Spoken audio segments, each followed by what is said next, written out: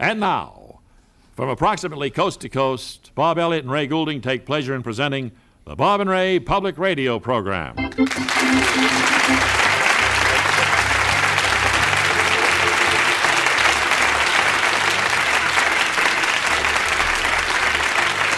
Thank you. And to begin this one, we welcome back two dear friends of ours from days gone by, the non-identical twin band leaders, Claude and Clyde, the McBeeBee Twins. How are you, men? Well, just fine, Bob and Ray. It's a great pleasure to be here on your National Public Radio Program. Well, it's a pleasure for us to be here, too. What have you been doing since we saw you last? Well, we've been touring with our orchestra. Playing college proms and series of one-nighters. We've been keeping busy. Occupied. By ourselves. Did you get out to the West Coast? No, we didn't get that far. Didn't get that far. We got about as far as Suffern, New York. And we had trouble with the bus. Well, I don't want to go into all that. It's a big story. Okay, well, suffice to say you've said hello, and it's good to see you again. Well, good luck. Always a pleasure. Good luck. Good luck to you. And we want to remind you, too, that our two fine sponsors are still with us. Einbinder, the greatest name in flypaper, and Monongahela. Right. And who? Monongahela, the metal foundry that casts its ingots with the housewife in mind. And right now, we inaugurate a new public affairs feature called Bankruptcy. A program designed to provide a platform from which businessmen who are on the verge of bankruptcy because of bad breaks on management may make a plea to the public and thus perhaps avert financial disaster. Our guest today, Mr. Willard Huffer, trolley car broker. Welcome to Bankruptcy, Mr. Huffer. Thank you. Which microphone should I plead into here? Well, that one you're on is okay. Before you start your plea, though, would you fill us in on your problem and how it got to be a problem? Well, certainly, Bob. Would you prefer I call you Mr. Elliott? I'd prefer Mr. Elliott, yeah. All right, fine, Mr. Elliott. I have 150 completely refurbished old trolley cars with brand-new fluorescent lighting inside, and I'd like to sell them at a reasonable price. Oh, where'd you get hold of 150 old trolley cars, sir? Well, it's quite a long story, and a sad one, too, but briefly, I got them for $500 a piece in city auctions a couple of years ago. What prompted you to do that? Well, some clown sitting next to me at the auction urged me to buy them. He said he knew some foreign guy from one of those undeveloped countries who'd pay 10 times what I paid for them to use in his country, see? And what happened then? Well, this clown disappeared after I'd bought them. And I spent the next year collaring delegations from different backward countries as they walked in and out of the United Nations. You were trying to unload 150 old trolley cars on them. Were they at all interested? Very little. It seemed that all of these undeveloped countries planned on skipping the trolley car phase in their development and go right into buses and planes, see? Although I got close to a sale in the city of Kathmandu in Nepal. Oh, can you tell us how that happened to fall through? Well, I got as far as painting Garnak Ventura Dingwan Kathmandu San on the side of the trolleys. What does that mean? The City of Kathmandu Transportation Service. I looked it up in the public library. And then, Mr. Elliott, the roof fell in. Nepalese money got tight, huh? No. Kathmandu is situated in the Himalaya Mountains, the world's highest. And saying that Kathmandu is a bit hilly would be like saying the Empire State Building is cute. Yeah. Or that the Grand Canyon is adorable. That's right. Well, how did all this affect the deal? Well, at the last minute, the powers that be, namely the High Lama, he decided that they needed cable cars like your San Francisco has. Oh, that was a tough break. Practically signed, sealed, and delivered, and then poof. Did you try any other approaches to unloading the trolleys? Oh, I tried everything. I spoke to the Disneyland people about putting them in a trolley land. I tried to sell them as diners, but they're using those big aluminum ones for that now, you know. Yeah. I even tried to sell them as scrap, but being mostly wood, they're worthless. And so, on the verge of bankruptcy now, you're holding down 3 jobs to pay for the cost of keeping them in a railroad yard, and you're desperate. And this is why you make your plea, Mr. Huffer. Just keep it short, if you will. Thank you. Anyone interested in 150 refurbished trolley cars with the Garnak Ventura Dingwan Kathmandu sign written on the sides, and get in touch with me through the Bob and Ray Public Service Department. Thank you, Mr. Willard Huffer. You're a trolley car broker who really needs help. Good luck. And friends, tune in next time when another person whose business is on the rocks pleads for help on bankruptcy.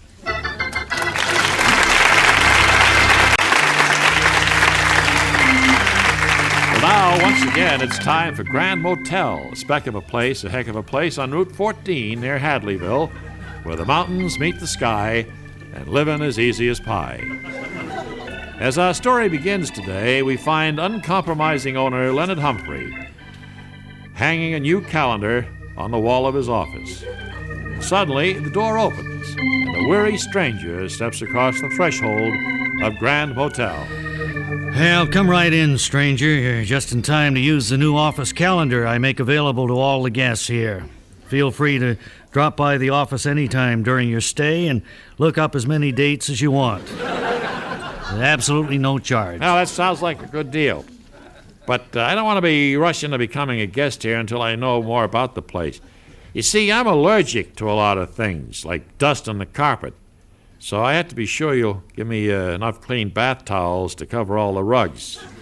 Otherwise, I sneeze and can't get a wink of sleep. Well, I'm sorry, friend, but I couldn't possibly give you enough clean towels to cover the whole floor. I'm up half the night doing the laundry as it is. But, Daddy, wait. Now, please don't be so obstinate and bullheaded till I can get there and talk this over with you. Well, I don't think it's bullheaded to tell a person I won't put 50 or 60 clean towels on the floor for him. But if you want to talk it over, I got no objections. Gee, I'm sure I've seen that great-looking chick someplace before. Is she Elizabeth Taylor or Princess Grace or... Neither one. She's my daughter. Oh, Daddy, I'm so thankful I got here before this gentleman left in a huff. You mustn't be so uncompromising with him when he need his money to buy a new life preserver for the swimming pool. Board of Safety inspectors will never approve it as it is. Well, I don't know why we need a life preserver for a swimming pool that's so full of cracks we can't put water in it. But you keep up on the safety rules better than I do, Naomi, so I'll make an exception in this gentleman's case and put clean towels all over the floor so he won't sneeze. Oh, that's more like it. And be sure to hang towels all over that shrubbery out in the yard, too. Like I said, I'm allergic to stuff in the air, and shrubbery's really murder. Well, that's too bad, but I couldn't possibly put towels over all our shrubbery. It would take all the linen we own for that. Daddy, now you just mustn't be so obstinate. We need this man's business desperately. Without a new life preserver, they could make us tear up the swimming pool even if it doesn't have water in it. You know it. All right, Naomi. It'll cost more to launder the linens than we can make on the room, but I'll use all our good stuff to cover the shrubbery after I've finished covering the floor. Well, I'm glad you're finally taking some sound advice from that good-looking chick. Just wish I could remember where I'd seen her before. Did you say she's Raquel Welch or Aunt Margaret? Or... No, neither one. She's my daughter. Gee, I doubt it. If that's who she was, I never would have seen her before. But we can discuss that later. Now, what kind of stuffing do you have in your pillows?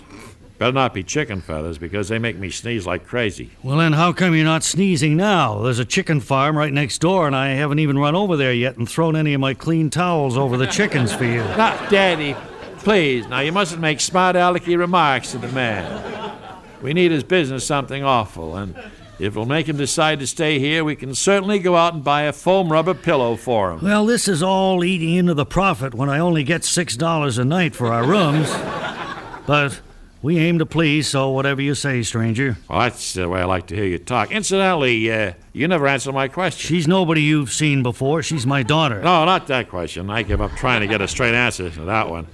All I want to know is what kind of stuffing you have in your pillows. Good grief, that's what Naomi and I have been standing here talking about. We were saying we've got feather pillows now. Oh, well, I can't stand feather pillows. They'll make me sneeze. I know, you said that, so Naomi and I said we'd get you a foam rubber pillow, and you indicated that was fine. Well, I don't know how I could have indicated that.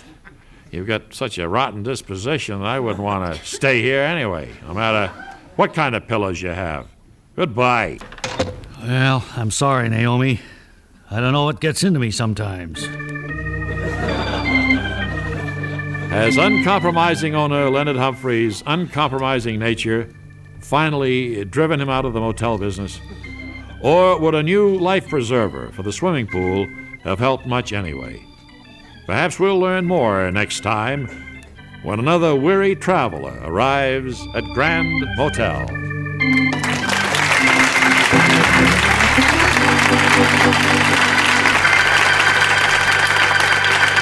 We're happy to announce today that we've just added a new member to our Bob and Ray investigative reporting staff. He's Artie Schermerhorn, and he's ready right now with his first expose, I think. So come in, Artie. This is Artie Schermerhorn outside the main office door of the Frozen Frost Ice Cube Tray Company in Rockford, Illinois. In my hand, I hold a potentially lethal ice cube tray, just like the ones that may be in your own refrigerator. The lower portion of this particular tray is covered with sponge rubber, a material that tends to become wet and stick to the bottom of any metal freezer compartment. And that's exactly what happened in Tulsa, Oklahoma in 1981, when a young child strained several of his internal organs while trying to remove ice cubes from the family refrigerator. And so far, officials of this company have refused to answer any questions. Oh, hello there. You must be that investigative reporter. Yes, and I'm on the air. I'm the president of Frozen Frost, G.G. Woodsy. I tried to phone you back about arranging an interview, but your secretary said you don't take calls from chowderheads. Well, that must be the machine that answers when I'm out. I understand. Come on in. Thanks. Hey, what's that in your hand? Looks like a Model 614. I haven't seen one of those old-timers in years. You mean this type of tray is no longer in production? No, they were made for just a short time back in the 40s. Out of production for more than 30 years, ladies and gentlemen, yet they still may be lurking in your home. As recently as 1981, a little tyke in Tulsa, Oklahoma, missed days of nursery school because of his tragic encounter with this product. And he may have been only the one child among many whose parents dared to come forward. Would you like some coffee or something? Certainly not. Mr. Woodsy, if this model was discontinued after a short time, you must have known of the deadly danger. Well, I don't think the industry ever felt it was in danger. Consumers were just angry because these space dividers don't come up high enough. Makes the water all freeze together into one big globby ice cube. I meant the hazardous sponge rubber on the bottom. Oh, that was supposed to keep the kitchen drain board from chipping when you set the tray down. I guess it wasn't too popular. Well, it was popular enough for an innocent child in Tulsa to hurt himself. In his case, may have been only one of many. What is this you keep mentioning about a child being hurt by an ice cube tray? You know about the case, Woodsy.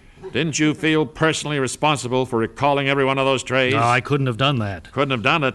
Well, what kind of irresponsibility is that? Well, I had no authority. After all, our firm wasn't the one that made those trays. Really? Are you sure? Yes, I'm quite sure. They were turned out by... what was their name? It'd help if you could remember. I'd like to question some of their people. No, you couldn't do that. They've been out of business for years. Oh, well, as you say, these things were only made for a short time anyway. That's right, and they were never popular. I'm sure of it. So, that about wraps up this investigative report from here. Now, this is Artie Schermerhorn, returning you to Bob and Ray.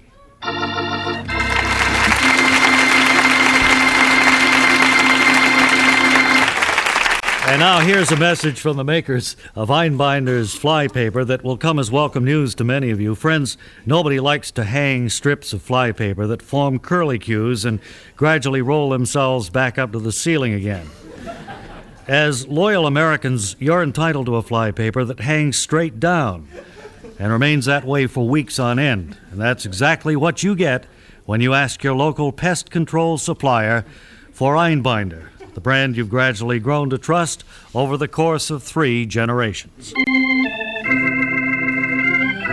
Now another chapter in the endless story of intrigue as it unfolds among the prominent families of Garish Summit. There in stately splendor, far removed from the squalid village below, they fight their petty battles over power and money. As our action begins, it's Christmas Eve at the Murchfield estate, and the servants are holding their annual holiday party in the root cellar near the main house.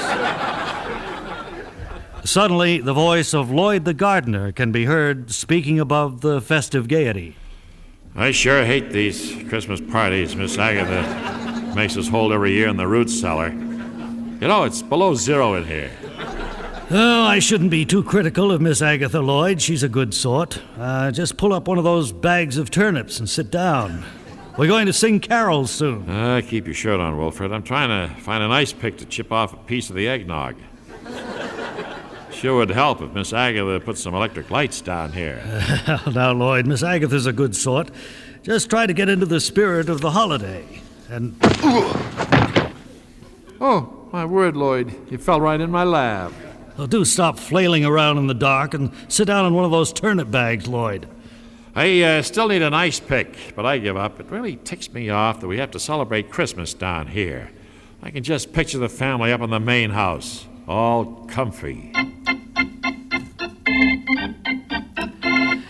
Confound it, I've rung 3 times for the butler to come freshen my brandy. Where is that slothful wretch? Well, now, Rodney, just sit down in your wing chair and relax. I told the servants they could have 45 minutes for their Christmas party.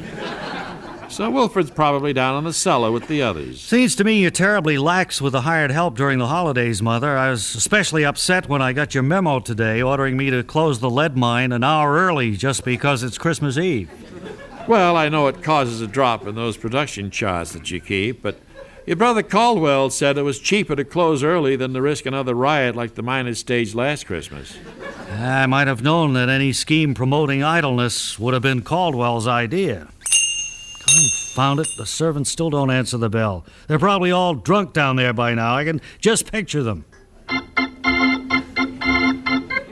Now, don't bother thawing your eggnog over that lighted match, Wilfred. I just found it's been made with sour milk. Can you beat that?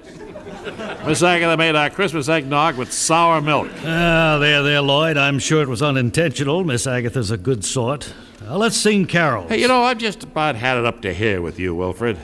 Up to where? I can't see in the dark. I'm pointing at my throat. Oh. I just don't understand why you always stick up for Miss Agatha when she makes us hold our party in this damp cellar. Even the turnips down here are rotten. Can't you smell them? Yes, but I'm sure Miss Agatha didn't know that... Are those rotten turnips? I thought it was Lloyd's aftershave I smelled. This is no time for sarcasm, Lucille. I was just saying that Miss Agatha is a good sort and fond of us all. Knock it off, Wilfred. Miss Agatha's an old bat. You're the only one who likes her, and I often wonder why. Hopefully you'll never learn why. I can just picture the problems it would cause if anybody ever found out. Hey, great Scott, I just found out why that slimy little butler is always fawning over Mother. Well, don't shout, Caldwell. The Airedale was sleeping by the fire and you startled it. I don't know why you came here on Christmas Eve anyway, demanding to see all your mother's legal papers. It was because I couldn't contain my curiosity about her early life, Mr. Pardue. And look what I found. A document dated 1943 that makes a British war orphan her legally adopted son. That son, now grown to manhood, is our family butler, Wilfred Llewellyn Nimby.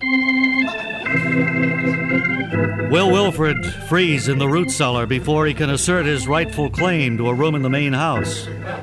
Can Mr. Pardue be bribed to destroy the only known copy of his adoption papers? And what about the Airedale that only pretends to be asleep? Perhaps we'll learn more next time when we hear Caldwell say... You say you're Spanky Murchfield from Fresno? That's next time on Garish Summit.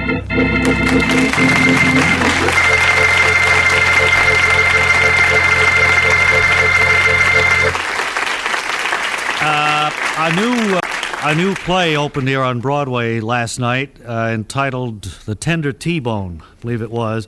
It stars a veteran of stage, screen, radio, television, the orchestra world, practically any phase of show business, Barry Campbell. Unfortunately, the play closed last night, too, but we'd like to have you meet a great guy and a great performer, Barry Campbell. Thank you. Barry, It's a pleasure to be here. sorry to hear about the closing last night. Yeah. This was the first Broadway show, I believe, in which you attempted to dance. Is that right? That's right. I say attempted because one of the critics pointed out in his review this morning that you stumbled across the stage much in the manner of a bull in a china shop. I think that's the way he expressed it. Yeah, he has a great way with words. No, actually, what happened was I tripped on this small scatter rug, see, just inside the foyer of the girl's apartment. This is the love interest, the girl you play opposite? Yeah, that's right.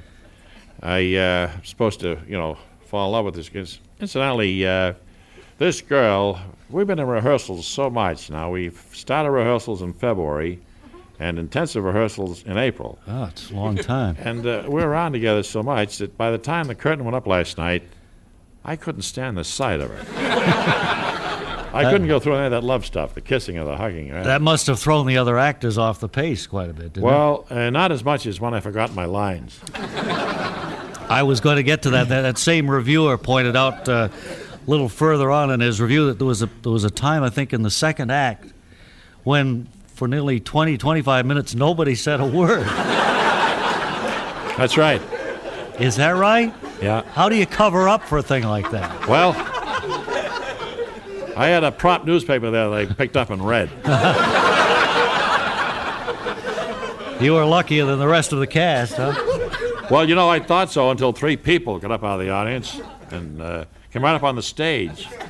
And one singled me out. I was scared there for a minute. I should think so. Did the rest of the audience realize that wasn't part of the show? No, they were walking up and down the aisles. They were visiting with one another. They were having a wonderful evening in the theater. I guess so.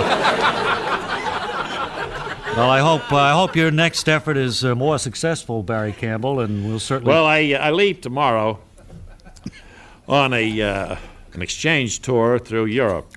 Yeah, we fly from New York, we go over to Belgium, and then we go up to Switzerland, down here to Italy, and then back up here to Germany, and then we go on over to Russia, and then we get down to the beautiful tour through the Greek Isles. It is. And then we wind up back here in White Plains. Certainly is. It's an energetic tour you've got arranged for you, and you come by and tell us about it next time you're in town. I had to be back the end of June. We have a recording date with my new all-girl orchestra. Oh, We're going to record a new album. Going back in the band business. And we feature the theremin. Now, this is an electrically charged stainless steel pole. I know it is. That you play by holding your hand close to it or removing it. Right. Closer your hand is, you get a different notes of the seen that. scale, you see. We're going to play lush, dentist office type music on this album, and we think it'll be a big hit. Thank you very much, Barry Campbell, star of stage, screen, radio, and television, for dropping by here. Important news right now of the big anniversary sale in progress at your local Monongahela Metal Foundry showroom. Every extra shiny steel ingot in stock is marked down a full 20% during this great event. It's Monongahela's way of saying thanks for making this the biggest year we've enjoyed since way back in 1976. And now, a big year at the Foundry can mean big savings for you if you act quickly. Have your flat car towed down to a conveniently located Monongahela showroom and stock up today. And now it's time for the adventures of Charley Chew, famed Oriental sleuth, as he and his number one son attempt to solve the case of the ghostly gunman. I know it sounds unbelievable, Chew, but that's the word I get from the crime lab. The body of wealthy Oliver Wendell Osgood was found out here on the terrace, but there isn't a trace of evidence that the killer came through the Osgood apartment to shoot him, and there's no other way to get to the terrace. May I interrupt to ask Inspector one vital question? Gee willikers, Pop. The police admit that this case has them baffled, and yet only 5 minutes after you're on the scene, you've already thought of a vital question to ask. Number one son has mouth like rusty hinge of gate. Continue to swing back and forth, making noise, despite all effort to keep it shut. Gee, Pop, I don't know why you always put me down. I'm just enthusiastic about getting to help you solve a big murder case. Number one son can best help illustrious father by waiting downstairs in building lobby. Play doorman. We split tips 50-50. Chew, what was that question you wanted to ask? Inspector revealed that killer did not enter or leave apartment where body of victim was found on terrace. Therefore, it is not logical to assume that shot was fired from apartment next door or possibly across street. Holy cow, Pop. I sure don't see why that would be logical. If you found a wild duck shot out of season, you wouldn't assume that it was a duck across the street who'd shot him. Number one son, like river that never freeze over in winter. Mouth stay open year round. Chew, I want you to make that kid shut up before he drives us both bananas. But I'm also kind of anxious to solve this murder case, and I'm afraid your theory of the shot being fired from across the street just couldn't be right.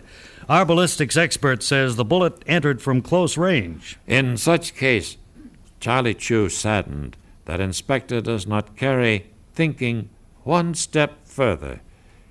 If bullet could not have entered victim at close range while he was standing here, and killer was standing across street, then is it not logical that victim was also across street with killer at time of death? No, that's not logical at all. The body was found right here, and nobody could have carried it in without leaving evidence. Ah, so logic of Inspector seemed to win best 2 falls out of 3 over logic of Charley Chew. No, wait, Pop. Suppose the victim was killed somewhere else, like you said, but then his body was left on this terrace by some method that didn't require the killer to walk through the apartment. Say, for instance, it was dropped here from the roof. Charley Chew, pleased to observe that the blabbermouth's son finally speak wisdom inherited from father's side of family. Well, I guess that may sound like wisdom until you hear that my men have already checked out the roof of this building, and they're positive that no one has been up there for months. Oh, so. Very interesting. Hey, Pop, then that can only mean you had the facts correct, but backwards. If the victim was shot at close range and nobody else was here, then that means he was the one preparing to shoot somebody across the street when his gun went off accidentally and he shot himself instead. This victim wasn't really a victim. He was a killer who never got a chance to kill his intended victim, if you see what I mean. Charley Chew not only see what number one son mean, but praise. Clever deduction as well. Events merely reflect wisdom of honorable ancestor who say, at any given time, those who are not here must all be in some other place. Gee whiz, Pop. Our ancestors were really loaded with wisdom. It's too bad there aren't any of them around today. We could sure use one as a police inspector. Well, gee, I don't know. Anything else we have to cover here today?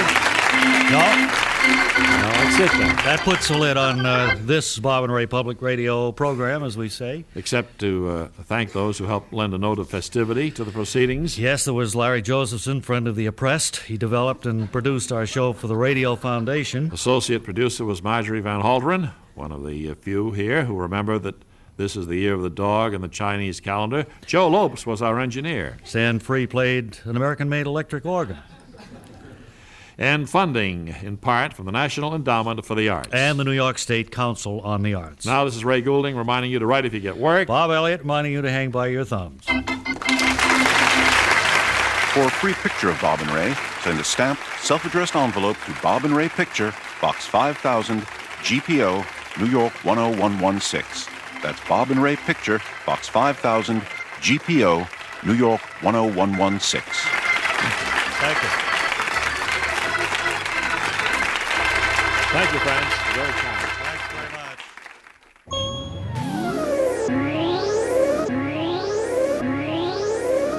much. This program was independently produced by the Radio Foundation.